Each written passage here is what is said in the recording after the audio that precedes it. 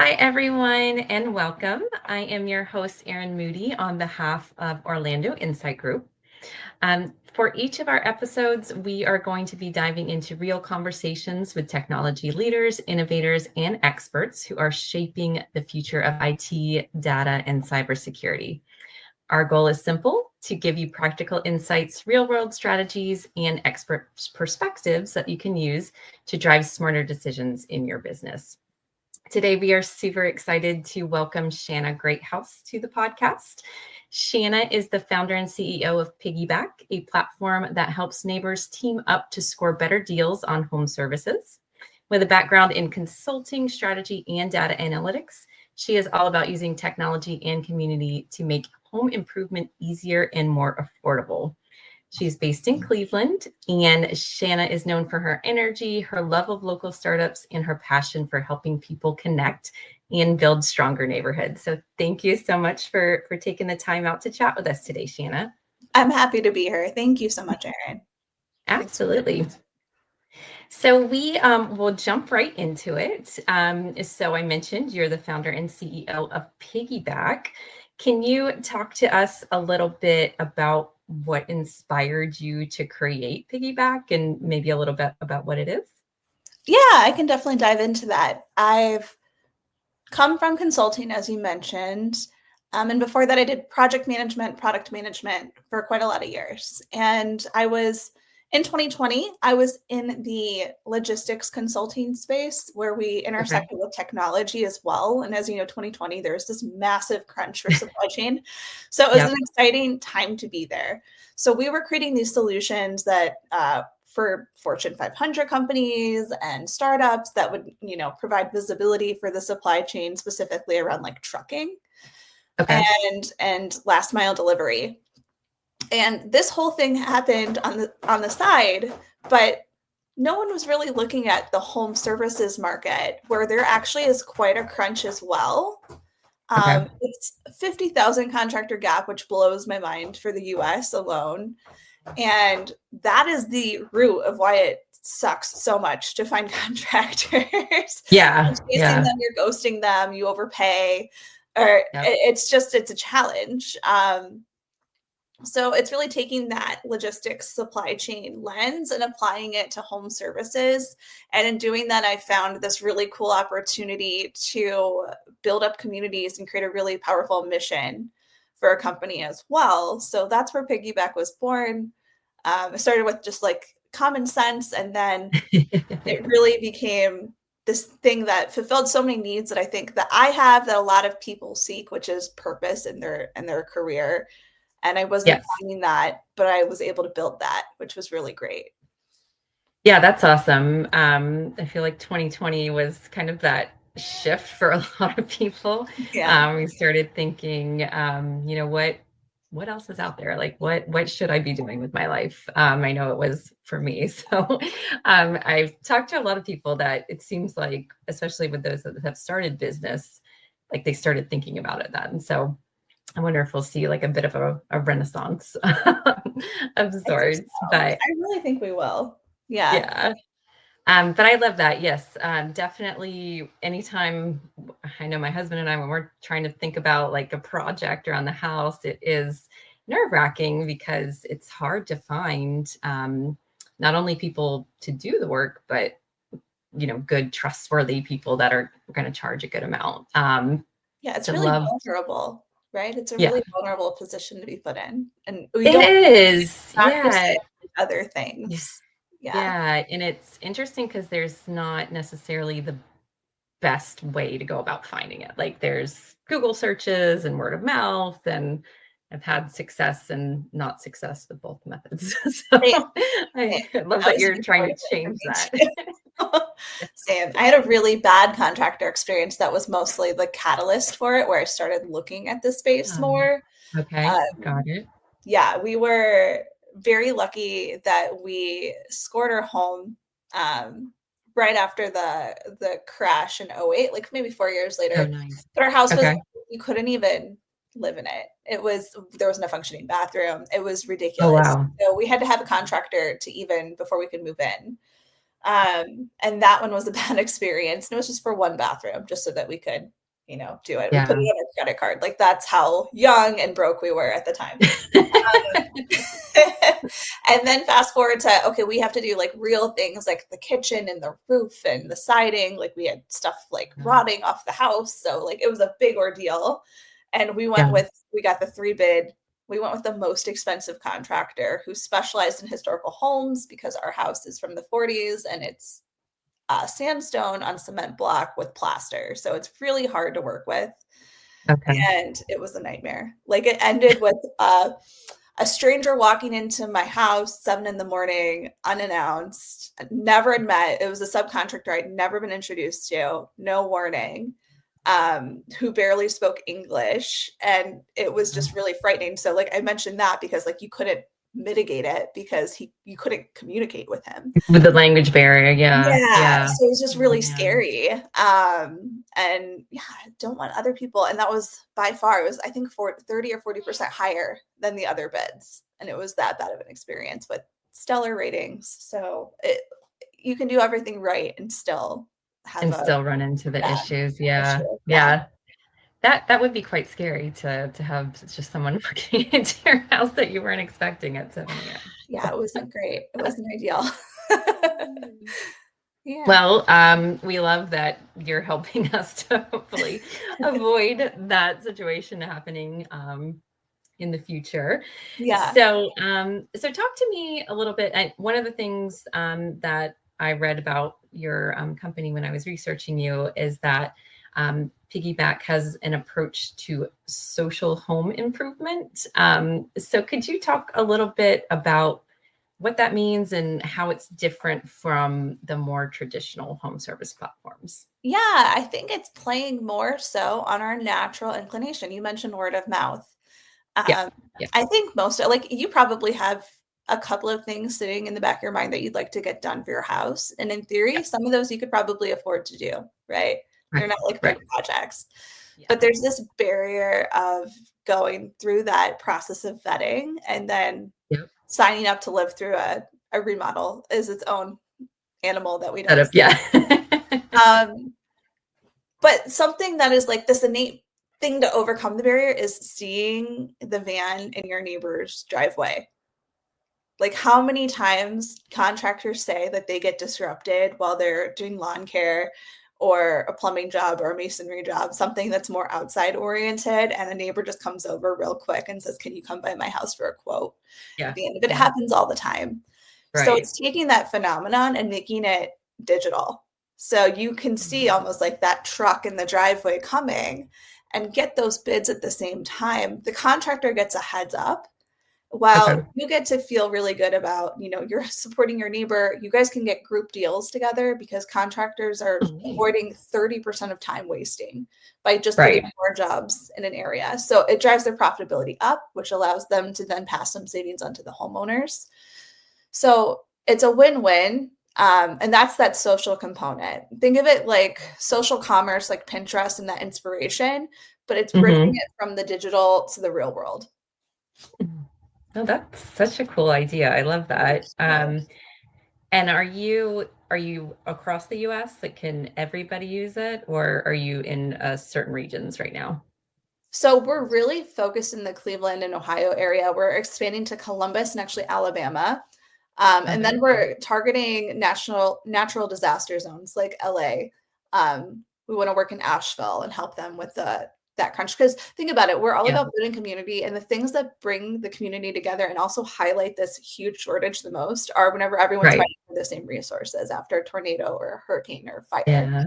So I'm in Florida, so I totally understand. yes, very much so. So for hurricanes too, you guys have the extra layer of the insurance piece of it that Mhm. we don't quite address or tackle right now, though we have some partners in our network that is their focus. So some roofing Okay. companies, etc. But the Yeah. really cool thing is we are US wide.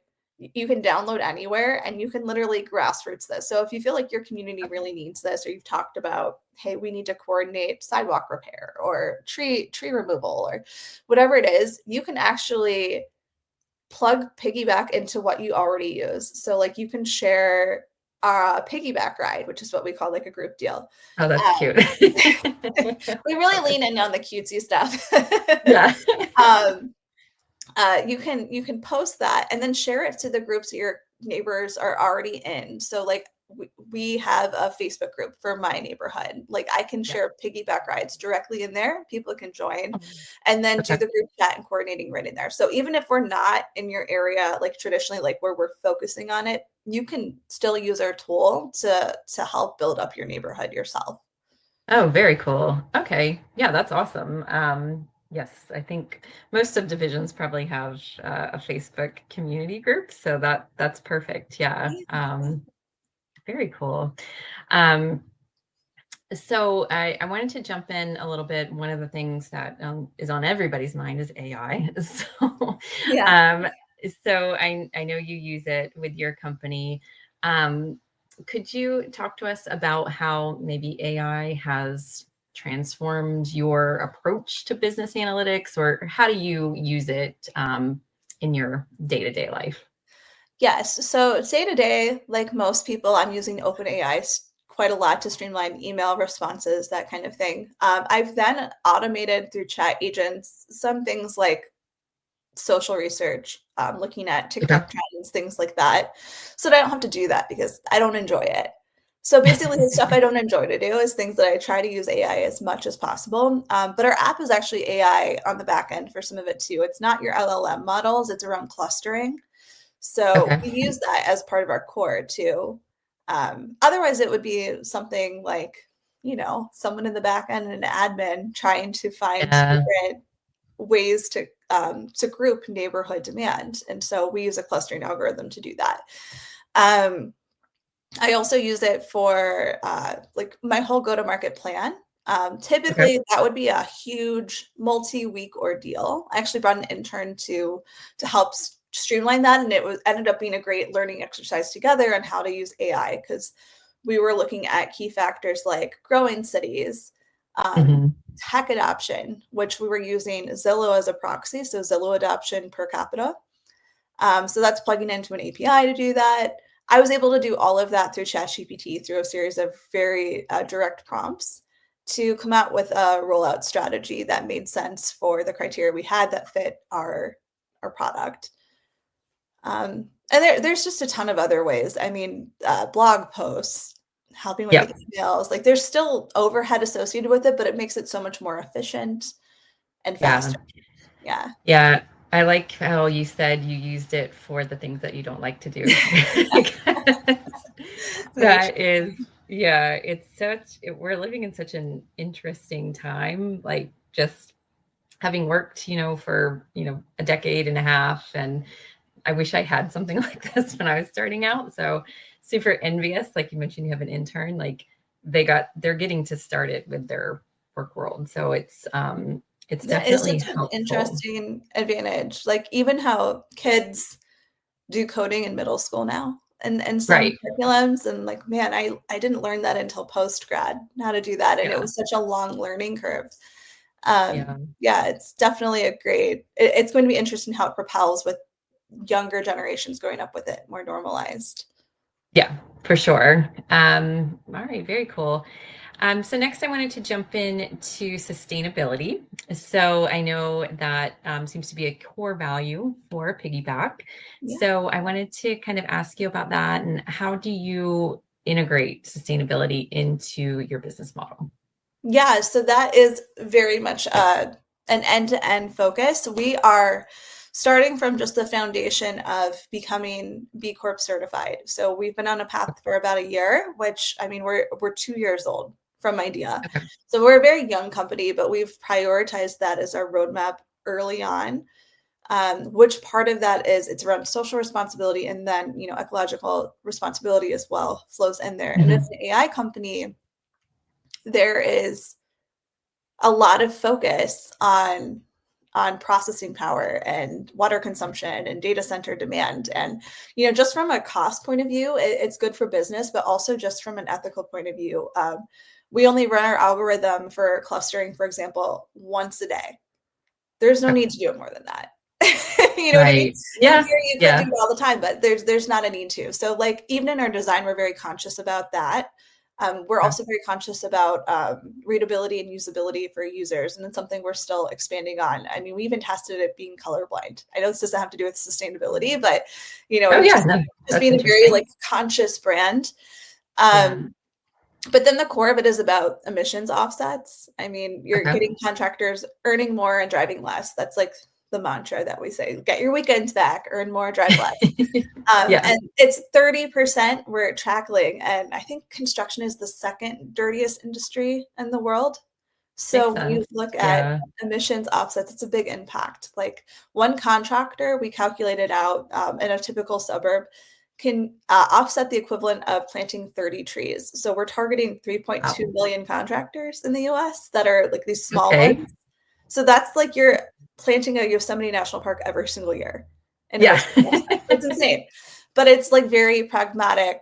Sustainability doesn't have to be this add-on thing. It can be a core part of your business that also makes it profitable. Yeah, yeah, exactly. Because, like you said, you're pitching it to the contractors. You're saving time. You're making more money, but you're also helping the environment, but not even driving your car and using Yeah. gas for different jobs and quotes and things like that. Very cool. Um, I love it. Anything that we can do to help our Earth stay a habitable place for as long as possible, I'm all for. So I love that. You want to keep having kids and like Yes, planning for a future. yes, Yes. exactly. I have a 1.5-year-old, so I'd love for him to grow up in a beautiful Florida like I have now. I don't want smog and things like that. So the more companies we have like yours thinking about that is fantastic. So kudos to you for doing that. Yeah. Um, One of the other things that I read about you, which was interesting, I thought, is I saw that you are referred to as Forest City's hype queen. So, It's a self-appointed title. But yeah. yeah, okay, I love it. So I wanted to ask you if you wanted to explain that a bit, and I know you engage with Cleveland's startup scene, so wanted to just talk to you about kind of your efforts there and yeah, and talk to us. What is Forest City's hype queen? How do you Well, when how you did think of you earn that Cleveland, self-appointed when you think title? of Cleveland, what do you think of? Like, just be transparent. You could even say the 30 Rock, like everyone's a model in Cleveland because of Yeah, so it could Cleveland be for whatever. me, I think there was a show, the guy with like the glasses. What was his name? He was Drew like a Carey comedian. show, The Price is Yeah, Right host. yeah, Yeah, that's yeah, a staple. yeah. Yeah, I and he think was about like that and not then in the tech. football He team. was like a normal guy, right? Just like, Yeah, or we have yeah. Hot in Cleveland with Betty Davis, or not Betty White, not Betty Davis. Oh Yeah, yeah, yeah, yeah, yeah. those are some good reference points. It's surprising. It's surprising to people when I say like we have the second largest theater district in the country. One Oh, of that is surprising. I would have never yeah, I thought think we're the that. third or fourth in the world. Oh, very cool. Um, Cool. our art museum is literally world class. We were the first art museum to make their entire database public and Oh, wow. searchable and indexed online. The CTO of Okay. the art museum is a fantastic woman. Um, number two, like top 5 healthcare systems in the world. Cleveland Clinic Okay. In the world. Oh, wow. is a pioneer. We're number 2 for cardiac, I believe, in the world. It might just be in the US, but I believe it's in the world. We also, in Ohio in general, we've got a massive footprint. I forget what the exact percentage is, but we have a huge footprint of Fortune 500 companies that operate out of Ohio. NASA Glenn Research Center, I actually interned there as an undergrad, is there. We're vying for the position of being the new NASA headquarters. Okay. Like the list goes on and on and on and on of things that are really interesting about Cleveland. Not to mention the Great Lakes is the natural freshwater supply for the world. Like Right. That's it is important. Yes. and we're one of the most climate resilient places in the world. Okay. So there's a lot going on and a lot of advantage, but people don't talk about it. Right. Recently, we had 3 different health tech companies close rounds focused on wound care and wound expansion. So there's a Schleppy, Auxilium Health, and one other that's doing a clinic-based. We just are doing really, really cool stuff. And we've got so much going for us, not to mention the cost of living is phenomenal there. Right. But nobody talks about it. Yeah. At one point, we had the most millionaires in the entire United States in Cleveland during Rockefeller. Really? It was, I think, 6 of the top 10 had homes in Cleveland, Ohio. Well, I it can makes go on and sense. on and on. I love Cleveland. Yes, hype Uh, woman, hype woman. I love Cleveland. And the point is that we are world class, quite literally, and in the arts and technology and health tech, manufacturing. We've done data centers, oodles of them coming in, huge partnership with right. Intel.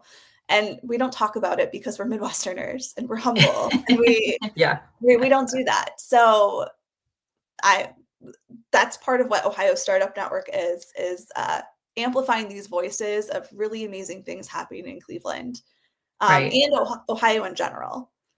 Yeah. Yeah. I would have honestly never guessed half of what you just told me about Cleveland. So I I definitely, I mean, it sounds awesome. And like you said, if you're naturally humble, which I think a lot of us are, you have to put that effort out to get the word out, and know that it's not like boastful or self, promotion. It's education and helping people know what's out there. And you mentioned affordability. That's huge. I'm in Florida. Our cost of living has It skyrocketed. really has. I feel for In you. the past. Yeah. Yeah, just I live in the Jacksonville, Florida area, which is like Northeast, and I've born and raised here. And the way that the prices have changed over the last 5 years, like I couldn't afford to buy my house. Like there's no way. Yeah. So, and what they're saying is the people that have lived here for a long time, they're priced out. So I think people are going to start to maybe have a little bit of migration. So knowing that there's a place like Cleveland that is cool, that has like the art scene and lots of places to work and things like that, like getting that word out there, I think it's super important. Because if people are thinking about where to move, they're thinking of, probably like Austin, Texas, Charlotte, like those places that have done a lot of that PR for themselves. So I think definitely getting the word out there and talking about your city, it sounds amazing. So I I think love it. people I love would. it. It's much better. I mean, we're approaching May, so that's when everyone Okay. falls in love with the city again. And then in the winter, which is like from December through like mid-March, we kind of are over it because we do have a lot of Yeah. gray, a lot of rain, kind of Portlandy, but Okay. Does summer's it great. snow pretty heavily up there or? It's been subsiding, unfortunately, with climate change, but this past Okay. winter was unusually. It was like a throwback winter to what it used to be like. So Through. yeah. Very interesting. Yeah, I have limited exposure to that area of the country. So I'd love to get out there and The check it snow out. is the white fluffy stuff that comes down. Yeah. Yeah, snow growing up in Florida, like it's been maybe a handful of times. Yeah. So I have my dad grew up in Wisconsin, so he's always like, I Oh, don't I don't I have any love interest. Wisconsin. I went there for my best friend got married there because she married a Oh, very Wisconsin. What cool. do you call yourselves? Wisconsinians? Wisconsinites? He doesn't cheesehead is what Cheesehead. he Okay, so refers to. she married Yeah. a cheesehead, and I went to Milwaukee for the first time, and I just fell in love with it. I was like, "This city is Oh. phenomenal. What a great Yeah. place." Yeah, he's not too wild about it. He moved to Florida, you know, over I'm 40, so he was here before me. So he's been here for a long time. He's like, yeah, no, Yeah, I yeah. don't care for shoveling the snow and things like that. He'd That's rather mow the usually lawn. what the drawback is, but the summers you can't beat. Yeah, yeah. I love it. Yeah, definitely keep hyping it up, keep sharing. It sounds amazing. So it needs some marketing. It does. Like I mean, I think grassroots we're like the marketing. top 30 economies in the world too, by the way. That's awesome. Isn't that Yeah, crazy? Like, who would that's have crazy. Never would have thought that. guessed? Uh, Awesome. All right. So last question. Obviously, you are an entrepreneur. You have a young startup, couple of years old. Some of our people watching today might be thinking, you know, what's next for me? Maybe they're working in a corporate role, but they have a cool idea like you had. Do you have any advice or words of wisdom you could talk to people who are maybe thinking about starting their own thing, and maybe something you've learned along the way that they Yeah. can avoid? I think that lately, especially this week, mental health has come into the focus a lot for me. So, what I would say is if you're in a company that weighs on you and doesn't lift you up, and that is a clock in, clock out situation that drains you, and you step away from it feeling worse, it's never worth it. It's never worth the paycheck. You can figure out ways to make it work, to have an income, to chase something that you're passionate about. I know that you'll hear a lot of people say, test the waters first Yeah. and then dive in. And do that as long as you can. If you find yourself in a position where you are just struggling, then it's not worth the paycheck. Yeah. I think we've heard a lot that the quote go around that it's a drug, right? That we Yeah. become addicted to. Yep. And I've lost a couple of people this past week to mental health issues. So I'm just saying, like, Gosh, I'm take care of sorry. yourself. And I used to say when I was younger in my 20s that I would fill my cup with volunteering and just treat a job as a job. But it Right. never stays that way, especially well for if you're the kind of person that wants to build something, you're probably the same kind of person that pours everything into your job. Right. You can't not be that kind of person and have a successful business. Uh, Right. so if you're pouring everything into a cup that doesn't actually fill what you need, then there's not going to be anything left for yourself. Uh, Right. so that is my PSA. Treat yourself kindly. Life is short. So, Yes, that's such a great reminder. And sorry that that's oh, thank happening in the you. background for you. I think it's super important for people to assess that. And like you said, it's very difficult, I think, for most people to just turn it off and turn it on, like, on from 9 to 5 and then let it go. It's, it's tough. It's really hard to do that. So if you're in a toxic kind of environment, or even if it's just not right for you, I Yeah. think having the courage to And I make a think if change. it's toxic to you, we get into this fear mode because I'm Yeah. speaking as someone who's been laid off 3 times. Within a 6 year Mhm. period, I was laid off 3 times for reshoring, for COVID, for 2023 was a bad time to be in consulting. Um, Yeah. and you think that your job security is tied to your performance. And we have that narrative ingrained in us. You work hard, you get a job. You work hard, you get into college. You work hard, then this happens. Right. It is not the same. That is not a true narrative. So when you're laid off No. or you meet someone who's laid off, a good amount of times it's not their fault and it wasn't a Right. performance reflection. It's that line on that P&L, that budget was slashed. Yep. And Yep.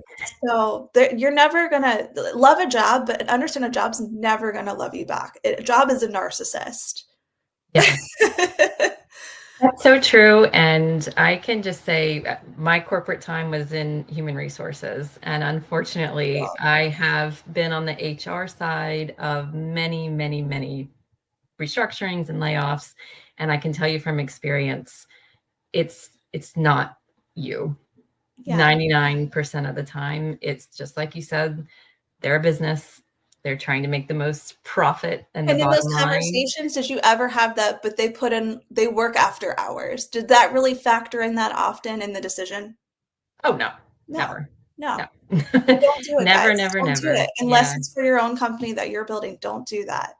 exactly. Yep, I love it. Yep. Focus on yourself first, make the decision that's right for you. And trust me, the business will find a way to sustain if you Right. leave That's them. right. Awesome. Well, we're coming up on time. So Shanna, I wanted to thank you so much for taking the time out of your day. Great conversation. I loved hearing about Piggybank, or Pigybak, sorry. It's okay. It happens all the time. It was one of those things where I was like, I didn't see that coming, but yeah. Love it. Love it. I love your energy. If people are wanting to check out more about Pigybak, what's the best place for them to go? So our website is live, so pigybak.com. It's spelled efficiently, Pigybak, because it's an efficient solution. And you can also follow me on LinkedIn. I'm super annoying. I post pretty much every single day. So Awesome. Well, thank you so much, Shanna. That's it for today, guys. Thank you so much for hanging out with us.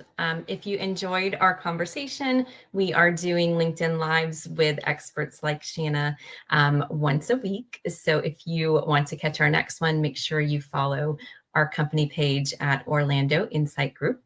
And we're always trying to share helpful educational information. So definitely encourage you to join, and hopefully we will see you next week. Awesome. I'll definitely tune in. Thank you, Erin. Thank you. Have a great day. You too.